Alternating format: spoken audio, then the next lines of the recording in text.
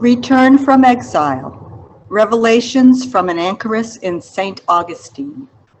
Part 2, Borderlands, Big Bend, Texas, October 2018. The Border Patrol officer asked, "Are you both American citizens?" sticking his own Latino face into the car to get a look at mine. "Yes," I said emphatically.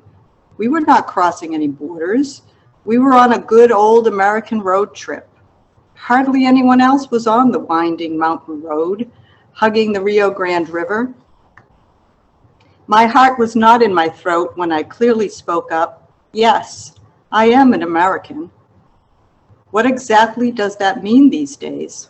On that I am not so clear. Meandering the far reaches of the Lone Star State, I sang softly to myself, "America, America, God shed his grace on thee."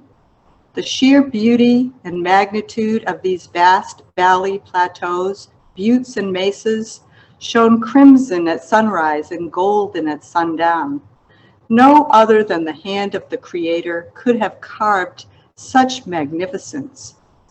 The opposite side of the Rio Grande looked identical. Yes, I am an American citizen who lays claim to this side of God's creation. A river separates us from them. Yes, I am an American citizen, but for the grace of God, I would be over on the other border road. If asked that same question there, my answer would have entirely different implications. Who of us asked to be the citizen of the country of our birth? We simply become citizens immediately. Then at some point, someone asks, "Are you a citizen?" There is only one answer. Later that day, standing before a large flat boulder, completely covered with handmade trinkets, I stare across the Rio Grande River. Within a stone's throw on the opposite bank is the border town of Boquias. There are Mexicans with voices loud enough to be heard. Both a rowboat and a burro are tied up at the water's edge. When we look across at the Mexicans, I want to wave a hello. Words on the white plastic jug read, "Boquias, no wall, $10. Good bless you."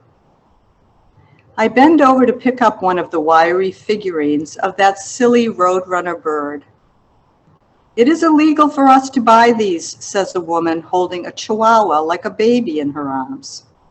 "It's illegal for them to sell things to us.